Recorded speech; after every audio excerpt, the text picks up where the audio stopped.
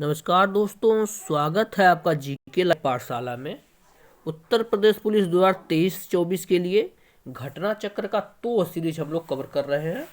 इसमें से 2 set already हो चुके हैं, तो उसे जाकर जरूर देखिएगा। आज तीसरा प्रैक्टिस सेट हम लोग शुरुआत करेंगे। प्लीज़ वीडियो को लाइक कीजिएगा, चैनल को जरूर सब्सक्राइब कीजिएगा।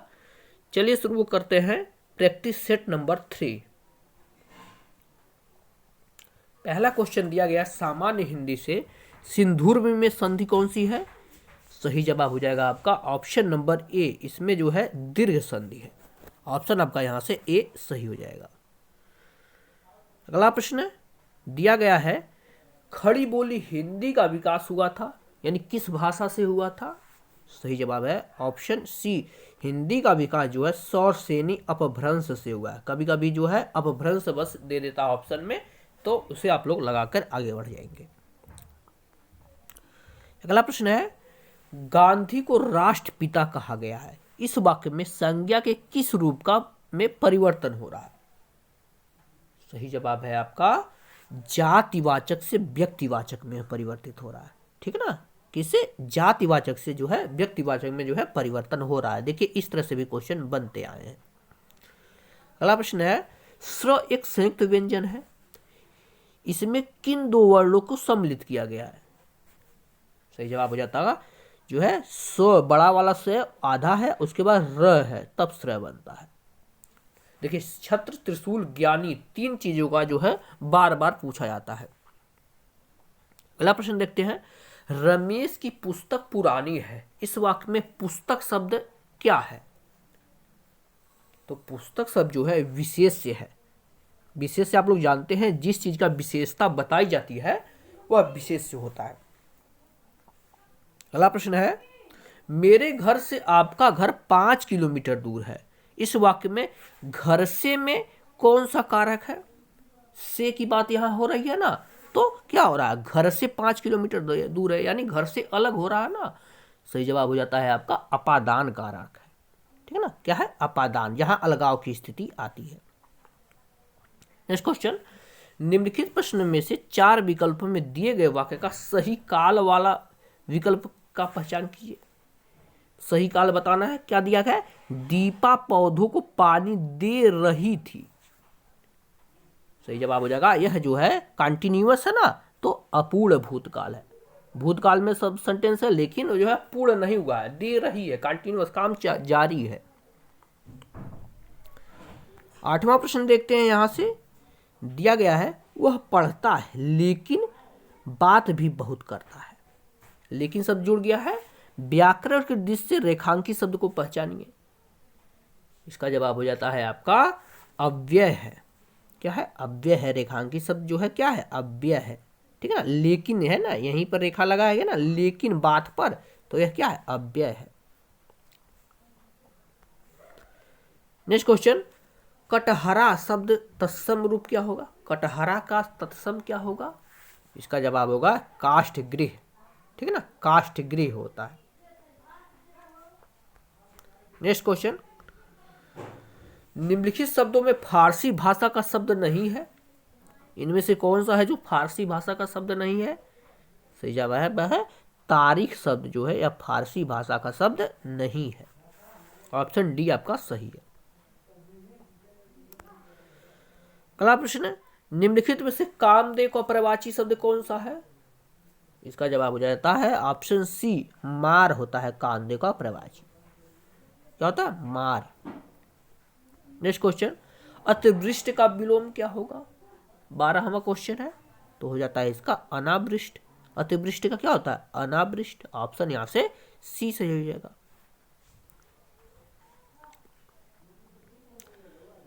अगले पेज की तरफ बढ़ते हैं। दिया गया है, जिसकी कोई उपमा न दी जा सके उसके लिए एक शब्द क्या होगा? सिंपल सा क्वेश्चन है, बार बार पूछा भी जाता है, तो उसे जो है अनुपम बोलते हैं। जिसकी उपमा न दी जा सके, अनुपम। अगला प्रश्न, लाल पीला होना मुहावरे का सही अर्थ क्या है? तो इसका जवाब हो जाएगा बहुत क्रोध करना, यानी बहुत ज्यादा क्रोधित हो जाना, लाल पीला होना। ऑप्शन ए आपका सही हो जाएगा। अगला प्रश्न है, कोयले की दलाली में मुंह काला, लोकोक्ति का सही अर्थ क्या है? इसका जवाब हो जाएगा बुरी संगति में कलंक लगता ही है। अगर आप बुरे लोगों के साथ रहेंगे तो आपका भी उसमें नाम आएगा। ऑप्शन यहां से सी सही हो जाएगा। नेक्स्ट क्वेश्चन देखिएगा, प्रत्युत्पन्न शब्द में उपसर्ग कौन सा है? इसका जवाब हो जाएगा ऑप्शन नंबर बी, प्रति उपसर्ग है। क्या है? प्रति उपसर्ग है। नेक्स्ट क्वेश्चन, औपचारिक शब्द में प्रत्यय लगा है, कौन सा प्रत्यय लगा है? तो इसमें जो है इक प्रत्यय लगा है। ऑप्शन यहां से आपका सी से होगा, क्या है? इक प्रत्यय लगा है। नेक्स्ट क्वेश्चन, संग्रहालय का संधि विच्छेद क्या होगा? किसका? संग्रहालय। ध्यान से देखिएगा, सही जवाब हो जाएगा आपका समधन गृह धन आलय होता है संग्रहालय। क्या होता है? समधन गृह धन आलय। नेक्स्ट क्वेश्चन है, यथासंभव में कौन सा समास है? तो आपको पता है जहां यथा जथा ये सब आ जाए, यहां पर जो है बार बार हमेशा अव्ययी भाव होता है। जिसमें उपसर्ग आपको मिल जाए, यहां पर जो है अव्ययी भाव समास बार बार होता है। नेक्स्ट क्वेश्चन, सलमा घर जाती है, यह कौन सा वाक्य है? तो यह जो है सिंपल सा वाक्य है, एक साधारण सरल वाक्य है। नेक्स्ट क्वेश्चन है, सही विकल्प का चयन करें जो शुद्ध वाक्य है। इसका जवाब हो जाएगा आपका ऑप्शन डी, तुम अपना काम करो। क्या? तुम अपना काम करो। अगला प्रश्न है, शुद्ध वर्तनी वाले शब्द का चयन कीजिए। तो इसमें जो है अंत्याक्षरी जो लिखा गया है, यह है आपका शुद्ध वर्तनी है, अंत्याक्षरी। देखिएगा, लोग जो है पूजनीय में जो है कंफ्यूज होते हैं। देखिए ऑप्शन बी में जो पूजनीय दिया गया इसमें कंफ्यूज होते हैं, लेकिन पूजनीय नहीं पूजनीय होता है। कवित्री नहीं कवयित्री होता है। तदोपरांत नहीं तद उपरांत होता है। तो इस तरह से आप लोग ऑप्शन से भी रिलेट कर सकते हैं। अगला प्रश्न देखते हैं, दिया गया है निम्नलिखित वाक्यों में प्रथम तथा अंतिम अंश संख्या 1 से 6 के अंतर्गत दिए गए हैं। बीच वाले 4 अंश यर ल व को क्रम अनुसार व्यवस्थित करना है। यानी जो है क्रम से क्या आएगा, यह देखिए इंपॉर्टेंट क्वेश्चन है, बार बार पूछा जाता है। 23 नंबर का क्वेश्चन है। तो इसका जवाब हो जाता है आपका सबसे पहले ये आएगा। तो क्या हो जाएगा?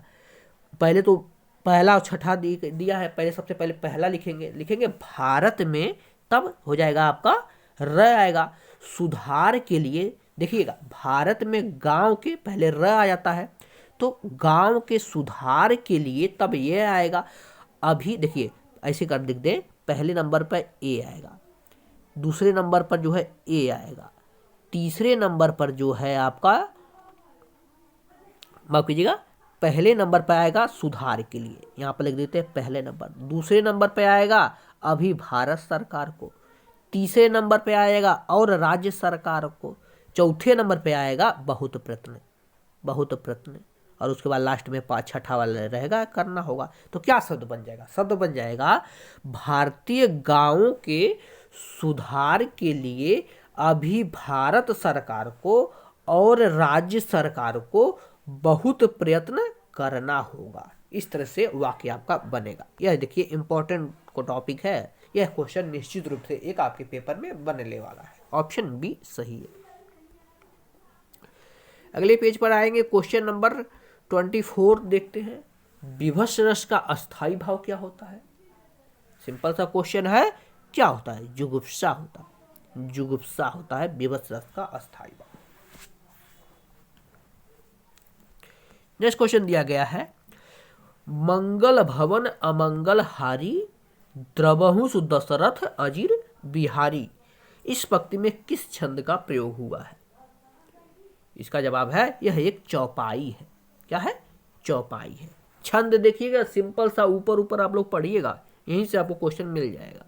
छंद के प्रकार होता है, किसमें कितनी मात्राएं होती हैं, यही सबसे क्वेश्चन आपके उत्तर प्रदेश पुलिस की अगर हम बात करते हैं तो पेपर में बनता है।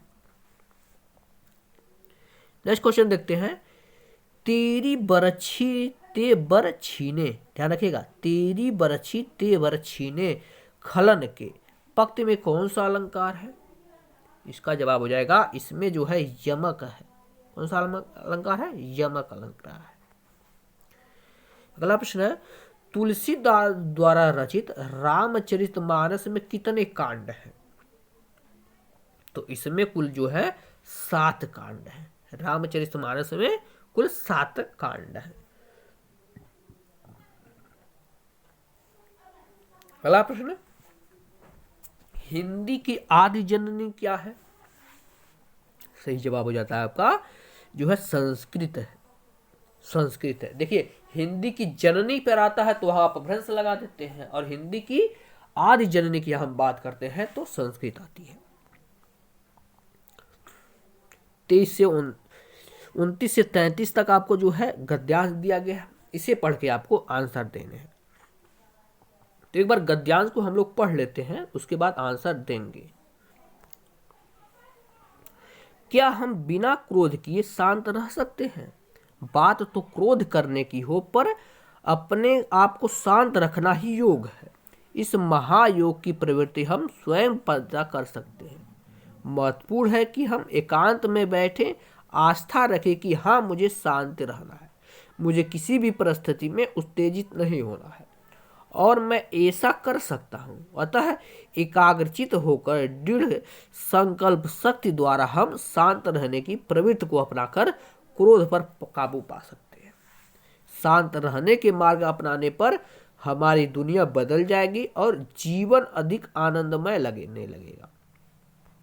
हमारे चेहरे पर नई चमक, कार्य में उत्साह, हृदय में निर्मलता एवं शीतलता का स्वयं अनुभव होने लगेगा। बिना श्रम के, बिना किसी खर्च के, किसी उपचार के बिना ही पाचन क्रिया स्वतः ठीक होने पर छोटे मोटे रोग जो है दूर भाग जाते हैं। खींचना, गुस्सा करना, चीखना, चिल्लाना, बड़बड़ाते रहना हमारे मन के गुब्बार को ही प्रलक्षित करते हैं। इससे हमारी पहचान पर धब्बा लग जाता है और हमारे ओजस्वी चेहरे पर चिंता की रेखाएं उभर आती हैं।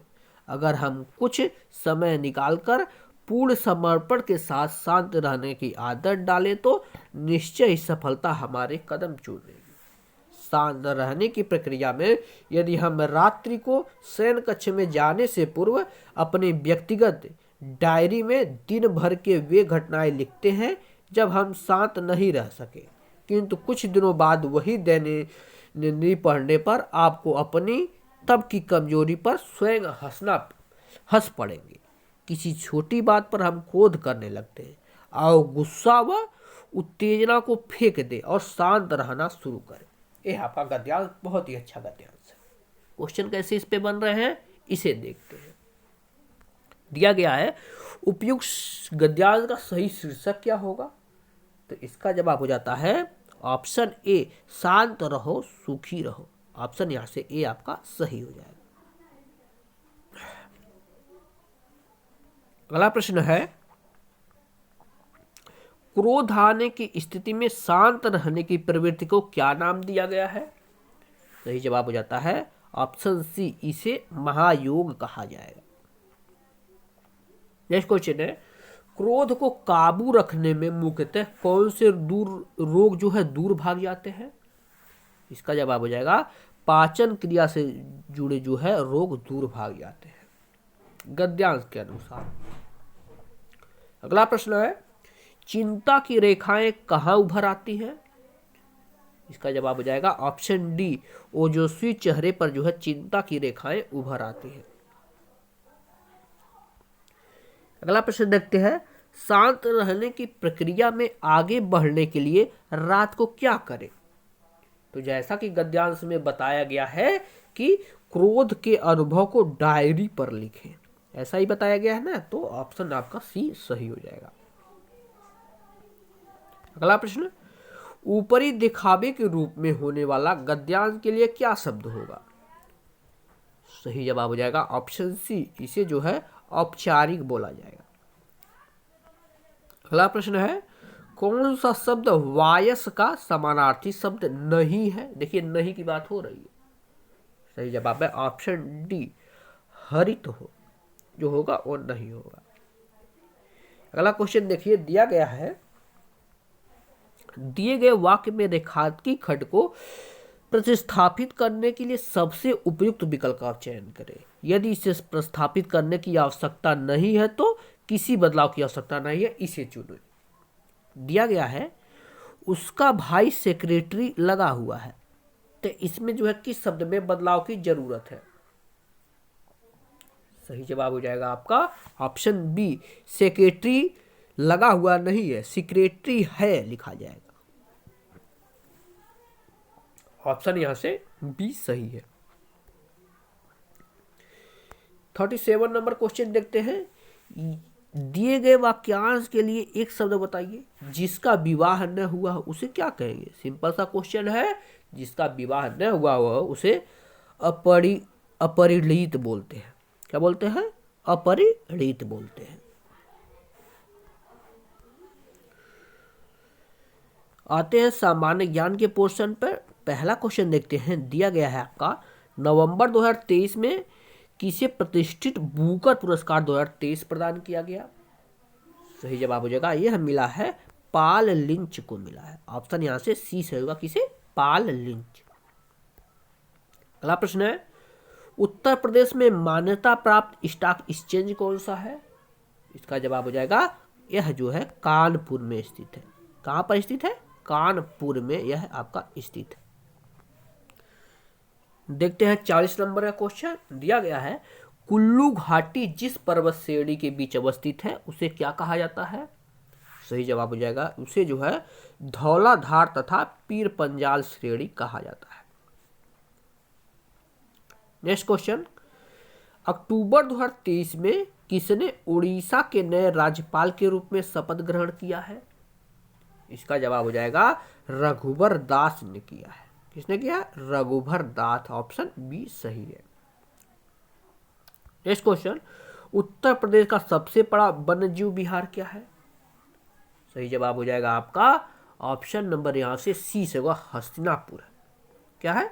हस्तिनापुर जो है सबसे बड़ा जो है वन्यजीव विहार है। अब यही सबसे छोटे वन्यजीव विहार की कहें तो यह पटना वन्यजीव विहार है जो कि आपका एटा में। नेक्स्ट क्वेश्चन देखते हैं। उत्तर प्रदेश का गुरु पूर्णिमा पर्व किसको समर्पित है, यानी किस ऋषि को समर्पित है? इसका जवाब हो जाता है जो है महर्षि व्यास को समर्पित है। ऑप्शन ए सही हो जाएगा। अगला प्रश्न। निम्नलिखित नदियों में से कौन सी एक उत्तर प्रदेश से नहीं गुजरती है? सही जवाब है आपका ऑप्शन सी, वैनगंगा नदी जो है यह उत्तर प्रदेश से नहीं गुजरती है। अगला प्रश्न है। नवंबर 2023 में प्रधानमंत्री नरेंद्र मोदी ने वीडियो कॉन्फ्रेंसिंग के माध्यम से 10,000वें जन औषधि केंद्र का उद्घाटन कहाँ किया है? देखिए 10,000वां है। सही जवाब है ऑप्शन डी, यह जो है एम्स देवघर में किया है। ठीक है ना, देवघर के एम्स में किया है। अगला प्रश्न हिस्ट्री से है। हर्यक वंश का शासक अजातशत्रु किसका पुत्र था? सही जवाब हो जाएगा आपका ऑप्शन सी, यह जो है बिंबिसार का पुत्र था। देखिए बिंबिसार एक दूसरा था और बिंदुसार एक दूसरा था। बिंदुसार जो था वह जो मौर्य वंश का था और बिंबिसार जो है हर्यक वंश का था। अगला प्रश्न है चुंबकीय प्रेरण का एसआई मात्रक क्या होता है? सही जवाब है आपका टेस्ला होता है। ऑप्शन यहां से बी से होगा, क्या? टेस्ला। अगला प्रश्न देखते हैं। अक्टूबर 2023 में जारी वैश्विक भूखमरी सूचकांक 2023 में भारत का कौन सा स्थान प्राप्त हुआ है? इसका जवाब हो जाएगा भारत को जो है 111वां स्थान प्राप्त हुआ है भूखमरी सूचकांक में। बहुत ही आपका दयनीय स्थिति भारत की है यहाँ पर। अगला प्रश्न दिया गया है आपका निम्नलिखित में से कौन भारतीय संविधान के अंतर्गत सही सुमेलित नहीं है? जवाब हो जाएगा आपका अधिग्रहण की। अगर हम बात करें अधिकरण की तो वह भाग 10 के अंतर्गत नहीं आता है। बाकी पंचायतें भाग 9 में दिया गया है, नगर पालिका 9 क में दिया गया है और सहकारी समितियां 9 ख में दिया गया है। सभी के सभी सही है। Next question. अक्टूबर 2023 में 8वां ब्रिक्स अंतर्राष्ट्रीय प्रतिस्पर्धा सम्मेलन 2023 कहां आयोजित हुआ? इसका जवाब है यह जो है नई दिल्ली में होगा। ऑप्शन ए यहाँ सही हो जाएगा, कहाँ, नई दिल्ली में। अगला प्रश्न, निम्नलिखित में से कौन जनपद प्रयागराज जनपद के साथ सीमा नहीं बनाता है? इसका जवाब हो जाता है आपका ऑप्शन नंबर यहां से डी सही होगा, फतेहपुर नहीं बनाता है। ऑप्शन यहां से डी सही हो जाएगा।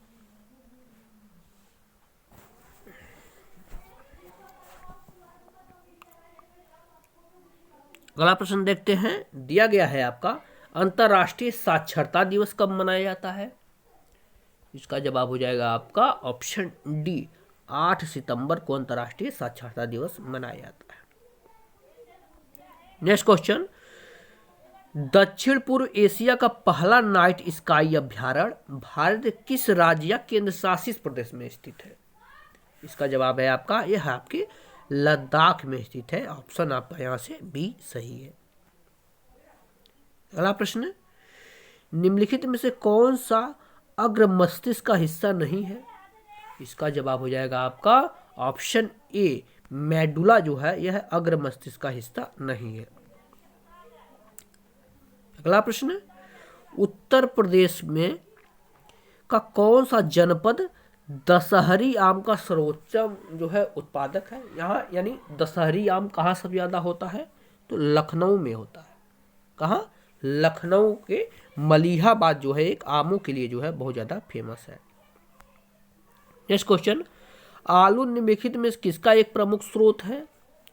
तो अगर हम आलू की बात करते हैं तो यह जो है आपका कार्बोहाइड्रेट का सबसे अच्छा स्रोत है। नेक्स्ट क्वेश्चन, अजंता एवं एलोरा की गुफाएं किस नगर में स्थित है? सही जवाब है यह जो है आपके औरंगाबाद में स्थित है। ऑप्शन यहां से सी से होगा, कहां पर? औरंगाबाद में। अगला प्रश्न, मीनाक्षी मंदिर कहां पर स्थित है?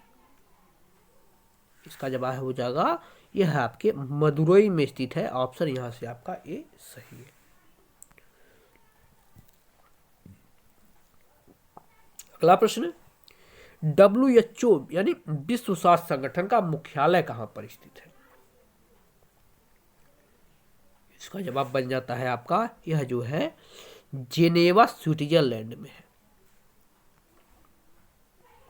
अगला प्रश्न, यदि सरकार द्वारा राज्य नीति के निर्देशक सिद्धांतों को लागू नहीं किया जाता है तो नागरिक निम्नलिखित में से किसके पास जा सकते हैं?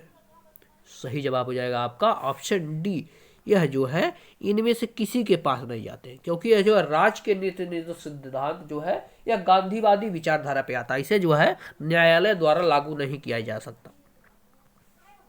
अगला प्रश्न है, वित्तीय आपात कितने समय के लिए लागू की जा सकती है? सही जवाब हो जाता है कोई अधिकतम अवधि नहीं है वित्तीय आपात का, क्योंकि भारत में अभी एक भी बार वित्तीय आपात नहीं लगा है। नेक्स्ट क्वेश्चन देखते हैं, दिया गया है उत्तर प्रदेश का एकमात्र मुक्त विश्वविद्यालय जाना जाता है किस नाम से? इसका जवाब बनता है आपका ऑप्शन सी, राजर्षि पुरुषोत्तम दास टंडन मुक्त विश्वविद्यालय। ऑप्शन यहां से आपका सी सही हो जाता है।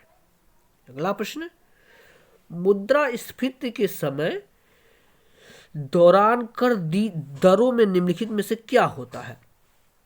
सही जवाब हो जाएगा जब मुद्रास्फीति होती है तो इसमें जो होता है करों में वृद्धि हो जाती है, कर की दरों में यानी टैक्स में जो है वृद्धि हो जाती है। नेक्स्ट क्वेश्चन, चेचक के लिए टीके यानी वैक्सीन का आविष्कार किसने किया था? सही जवाब हो जाएगा एडवर्ड जेनर ने जो है चेचक के टीके का आविष्कार किया था। अगला प्रश्न है, किस नदी पर और किस राज्य में जायकवाड़ी, ध्यान रखिएगा, जायकवाड़ी बांध अवस्थित है? इसका जवाब हो जाता है ऑप्शन सी, यह जो है महाराष्ट्र के गोदावरी नदी पर स्थित है। यहां से आपका ऑप्शन सी सही है। अगला प्रश्न देखते हैं, निम्नलिखित नदियों में से कौन सी नदी जबलपुर के निकट धुआंधार जलप्रपात का निर्माण करती है? इसका जवाब है ऑप्शन सी, नर्मदा नदी जो है वह धुआंधार जलप्रपात का निर्माण करती है और कहाँ, मध्य प्रदेश के जबलपुर में। नेक्स्ट क्वेश्चन, निम्नलिखित में से कौन सा राज्य नेपाल के साथ अपनी सीमा साझा नहीं करता है? सही जवाब हो जाता है ऑप्शन डी, असम जो है नेपाल के साथ सीमा साझा नहीं करता है। बाकी उत्तर प्रदेश भी लगा है, बिहार भी लगा है, पश्चिम बंगाल भी लगा है। असम जो है आपका ऊपर हिस्से में आ जाता है। अगला प्रश्न देखते हैं, दिया गया है दूसरे एंग्लो मैसूर युद्ध में गवर्नर जनरल कौन था? तो उस समय जो है आपका वारेन हेस्टिंग गवर्नर जनरल था। ऑप्शन यहां से डी सही हो जाएगा। अगला प्रश्न है, प्रसिद्ध क्रांतिकारी गीत सरफरोशी की तमन्ना अब हमारे दिल में है, इसके रचनाकार कौन थे या इसकी रचना किसने की थी? तो यह जो है बिस्मिल अजीमाबादी ने की थी इसका निर्माण। अगला प्रश्न है, निम्नलिखित में से कौन बंगाल का अंतिम गवर्नर जनरल था? देखिए बंगाल की बात हो रही है, भारत की नहीं। सही जवाब होता है आपका option A, Lord William Bentinck जो था यह जो है बंगाल का अंतिम गवर्नर जनरल था।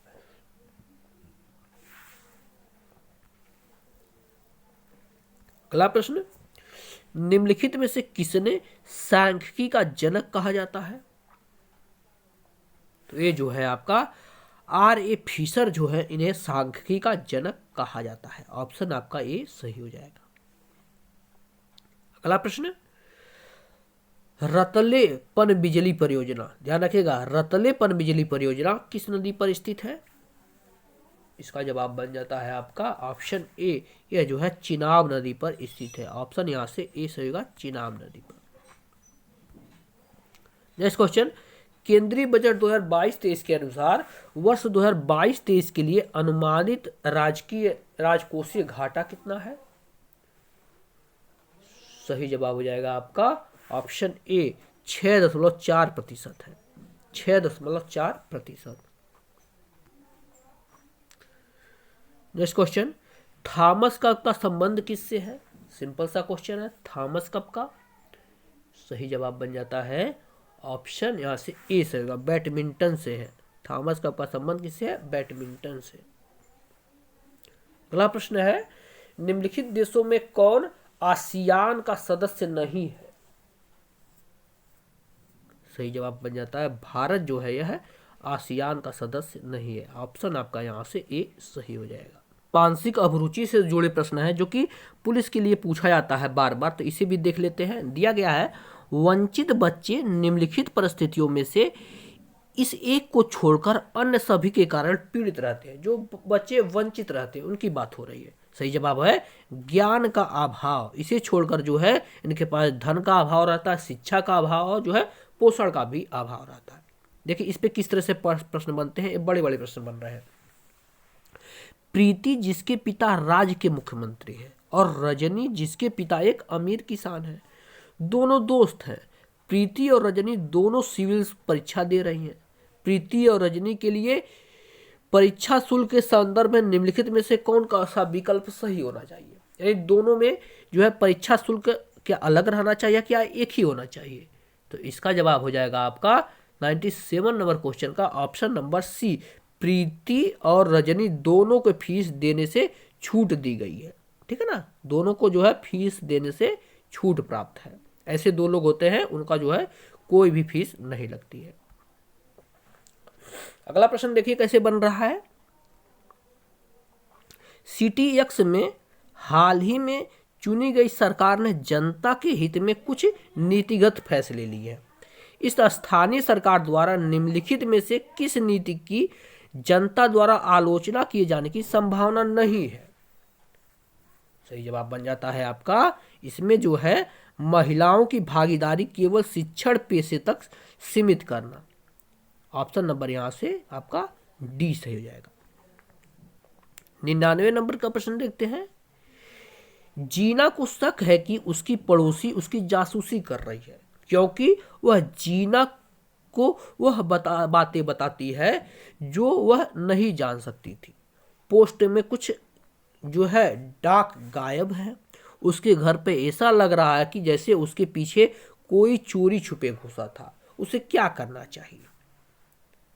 सही जवाब हो जाता है आपका ऑप्शन ए, उसे जो है डाक से छेड़छाड़ की जांच करे और एंटी स्पाइवेट का उपयोग करना चाहिए। 100 नंबर का क्वेश्चन देखते हैं। सैमुअल लैंगिक समानता का प्रबल समर्थक है और उसके समावेश करने, पहल करने और सामाजिक बदलाव लाने का समर्थन करने के लिए जाना जाता है। उसे जिनेवा में आयोजित होने वाले अंतर्राष्ट्रीय विज्ञान सम्मेलन के संयोजक के रूप में नियुक्त किया गया है। उसने इस सम्मेलन में लैंगिक समानता के अनुरक्षण के लिए एक आचार संहिता का मसौदा तैयार किया है। सैमुअल द्वारा इस मसौदे में निम्नलिखित में से किसे शामिल किए जाने की संभावना नहीं है? देखिए, लैंगिक समानता की अगर हम बात हो रही है यहाँ पर, तो इसमें केवल पुरुष वैज्ञानिकों के साथ सोच जो है समझकर संवाद करे, यह नहीं शामिल किया गया, क्योंकि लैंगिक समानता की बात की गई है ना, तो वहां पर जो है पुरुष भी रहेंगे, महिला भी रहेंगे, सबको जो है समान मौका मिलेगा। तो इस तरह से हमने जो है प्रैक्टिस सेट नंबर तीसरा पूरा कर लिया है। मैथ और रीजनिंग के लिए आप लोग टेलीग्राम चैनल ज्वाइन कर लीजिए, वहाँ पर आपको PDF मिल जाएगा, तो उसे आप लोग डाउनलोड कर सकते हैं और पूरा का पूरा सॉल्व कर सकते हैं। मिलते हैं नेक्स्ट लेक्चर में, तब तक के लिए धन्यवाद।